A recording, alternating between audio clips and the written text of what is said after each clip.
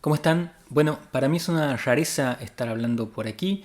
Hace mucho que tenía ganas de hacer un canal para hablar de las cosas que me apasionan, que me gustan, dedicarle un poco más de tiempo por fuera de una rutina que venía teniendo en relación a los medios que era más desgastante y más diaria, ¿no? Tenía un programa diario que iba todos los días a las 7 de la mañana, eso implicaba que uno se tenía que levantar a las 6 de la mañana, abordar lo que era la agenda noticiosa y siempre ir detrás de la noticia, ¿no? Siento que este formato, este espacio permite dar un poco más de tiempo, un poco más de aire al análisis por ahí de no solamente temas políticos, sino también vinculados a la cultura.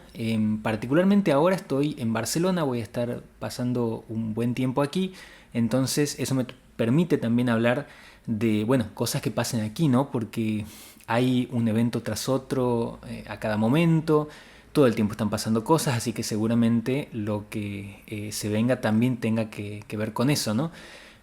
Una cosa que quería mencionar respecto a lo cultural y que me permito ya entrar en algunos temas es lo maravillosas que son las librerías aquí para conseguir títulos a muy buen precio. Por ejemplo, aquí tengo uno que voy a tratar de agarrarlo sin mover mucho.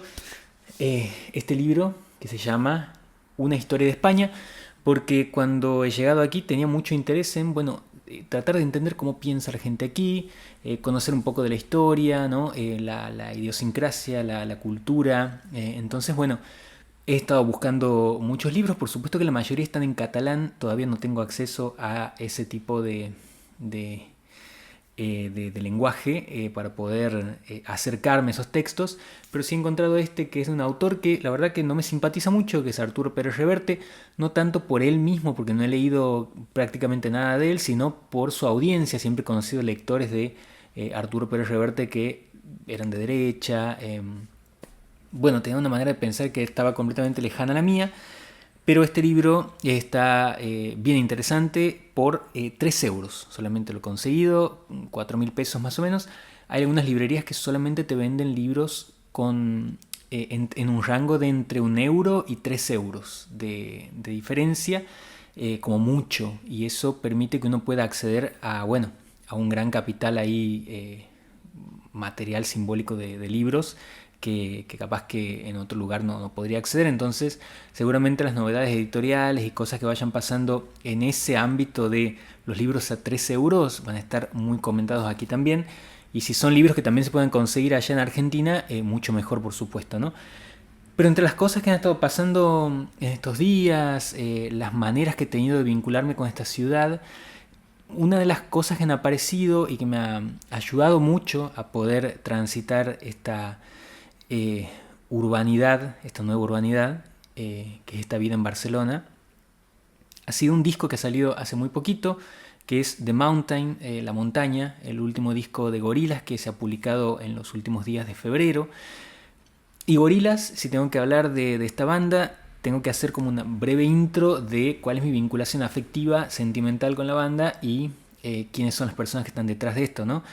Una es Damon Albarn, que seguramente lo conocen por su participación en Blur, pero bueno, después salió este proyecto de Gorillaz en el año 2001 y se asoció con Jamie Hewlett, que es un dibujante de historietas, que es el encargado de darle vida a estas figuras animadas, ¿no? En un momento ellos estaban viendo MTV en la década del 90 y sentían que lo que se transmitía desde ahí no tenía nada significativo, entonces como una manera de burlarse de esa cultura pop, crean a Gorillaz, esta banda animada que en un principio, como lo cuenta muy bien Hewlett en algunas entrevistas, al tener esa faceta animada, era una banda multigeneracional, que quiere decir que permitía que niños, niñas, vean en la televisión estos dibujos animados y se interesen por una banda y después ingresen al sonido, que es lo que me pasó a mí.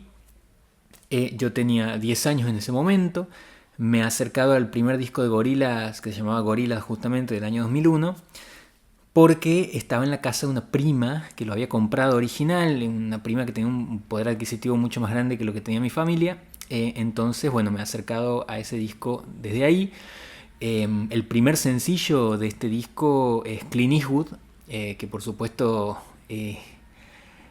Imagínense tener 10 años y ver y escuchar Clint Eastwood por primera vez, el nivel de adicción y fascinación que genera, y después todo lo que ha venido, porque la banda ha generado no solamente un imaginario y un mundo propio a través de la animación, sino también a través de videojuegos, que ha habido en ese momento donde uno podía moverse en el videoclip de Clint Eastwood y jugar con los personajes.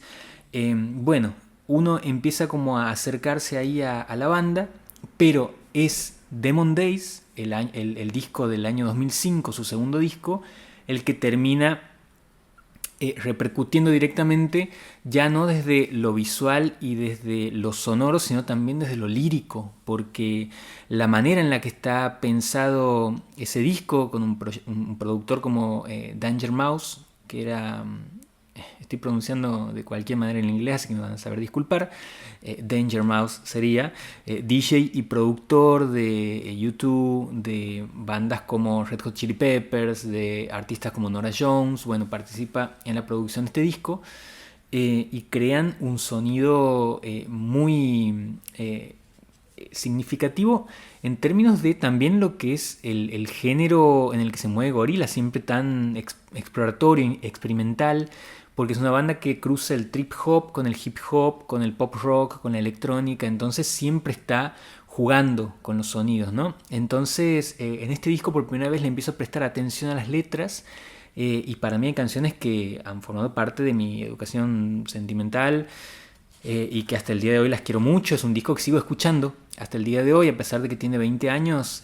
Cada vez que lo pongo en algún lado, porque lo tengo en formato físico, lo he comprado, por supuesto que en modo copia, no al original. Lo vendían en la peatonal de Santiago del Estero, me acuerdo, y lo he comprado en ese momento y lo tengo hasta el día de hoy. Y cada vez que lo escucho le encuentro algo nuevo, ¿no? Y me gustaba la parte de Feel Good Inc. cuando hablaba de esto de un pueblo melancólico donde nunca nos reímos, y algunas frases muy...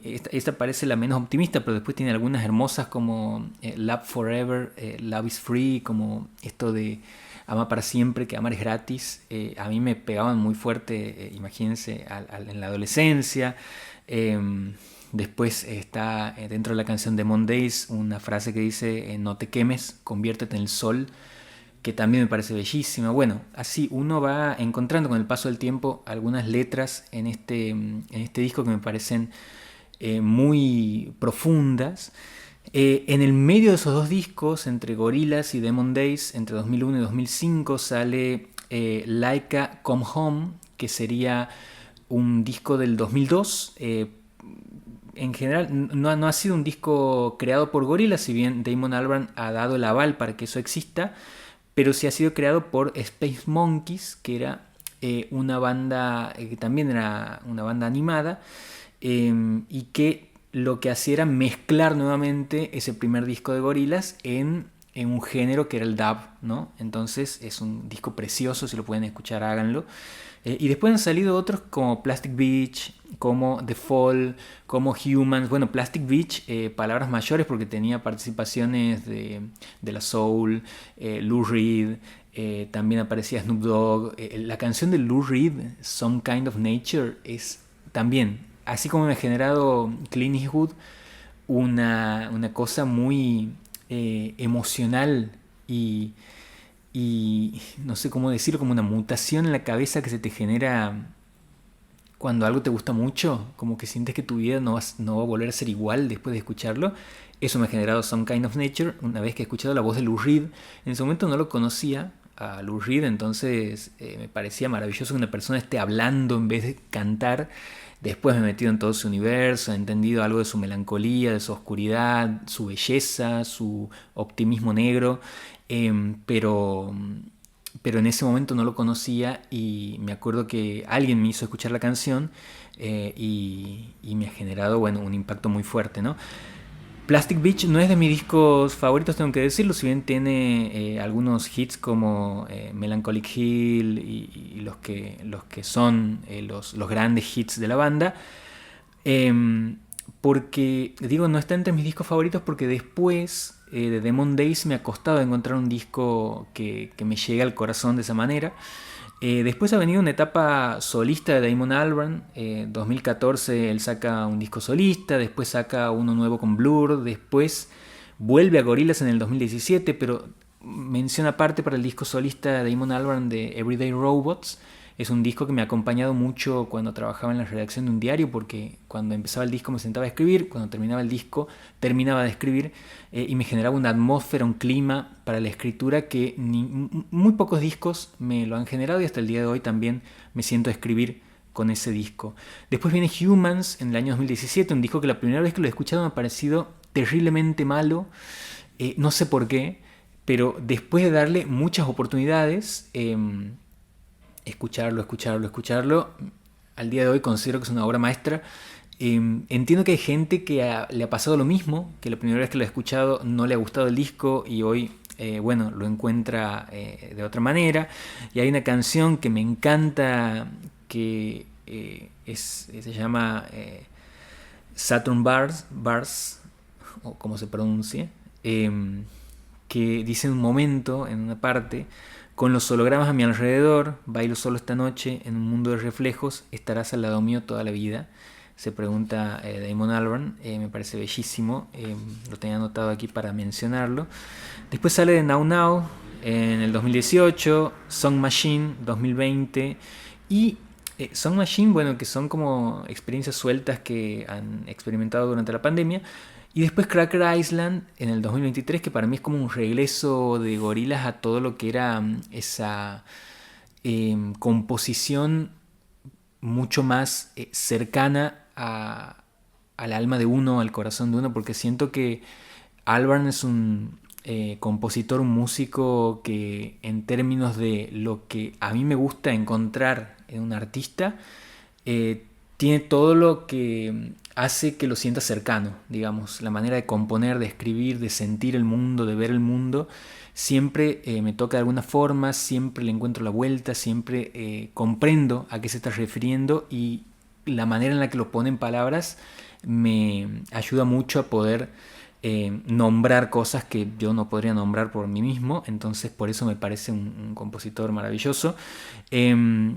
Cracker Island tiene una canción bellísima que la escucho hasta el día de hoy, que es Silent Running. La escucho en loop, creo que todos los días. Y cuando escuchaba a Jamie Hewlett hablar de The Mountain, que es el último disco que salió este año, hace unos días, decía, hablaba de esto de, bueno, ¿qué pasa cuando dejas el lugar donde vives y conoces otras culturas? Porque el disco involucra artistas de todo el mundo, incluso hay dos artistas argentinos como Bizarrap y Trueno que aparecen aquí, y bueno, y hace que Gorillaz en ese sentido, al verlo en retrospectiva, sea una banda que ha formado parte de toda mi vida, de todo mi aprendizaje, de toda mi noción afectiva de las cosas, de mi conocimiento y mi manera de ver el mundo. Y por eso es una banda que me ha acompañado en cada etapa de mi vida, podría decirlo, y en esta particularmente, al estar en otro país y ponerme los auriculares e ir escuchando el disco completo, porque siento que la experiencia del disco es para escucharla completamente, me ha permitido, bueno, sentirme de una manera mucho más inmersiva en la ciudad y en la manera de transitarla, ¿no? El disco, dice Hewlett, es sobre la vida, sobre la muerte y lo que hay más allá de eso. Y les pasaba a los dos, tanto a Albarn como a Hewlett, que habían perdido a sus padres. Entonces realizan este viaje en esa búsqueda espiritual que tienen los dos, para tratar de encontrar, bueno, algún tipo de cercanía con lo humano, ¿no? Por eso también regresan a un tipo de animación más cercano a la década del 60. Si uno ve el cortometraje de 8 minutos que lanzaron, tiene una manera de dibujar muy cercana a la manera de Disney o del Libro de la Selva o de ese tipo de animaciones de la década del 60, del 70, que era pura humanidad, en un momento donde, bueno, parece que la digitalidad y toda la exploración alrededor del futuro que venían teniendo Gorillaz ya no interesa tanto, y el futuro está más cerca de lo humano y lo manual, y esa materialidad de la piel y de lo analógico que de ese futuro holográfico que veía Gorillaz en algunas giras que hizo en el 2008-2009, ¿no? Así que bueno, eso es lo que quería mencionar como para darle arranque a este canal. Ya sé que puede que quede ahí medio desprolijo algunas cosas, pero quería como tirar la primera piedra, ver qué pasaba. Si les gusta, por supuesto que voy a seguir subiendo, y si no les gusta también, porque esta es una manera que tengo de hablar de las cosas que me gustan, como decía, de que las cosas que me obsesionan, y las cosas que siento que me gustaría transmitir de alguna manera para que queden en algún lado, porque a mí también me permiten poder elaborar cosas que pienso todo el tiempo, que escribo en este formato, que es un formato para mí novedoso en el sentido de que toda la vida he hecho radio y verme a cámara nunca me gusta del todo, pero bueno, es una manera que encuentro hoy de poder transmitir algunas cosas que me pasan, así que bueno, espero que les guste. Por supuesto que voy a decir lo que dice todo el mundo cuando termine un video en YouTube. Si les gusta, le dan like, se suscriben, dejan un comentario. Si no les gusta, bardean también, discutan, compártanle a esa persona. Si no les gusta el video, vayan y ríanse y compártenla a alguien. Y eso está bueno también, porque a mí me aporta views. Así que, bueno, cualquier cosa que quieran dejar, lo dejan ahí en comentarios.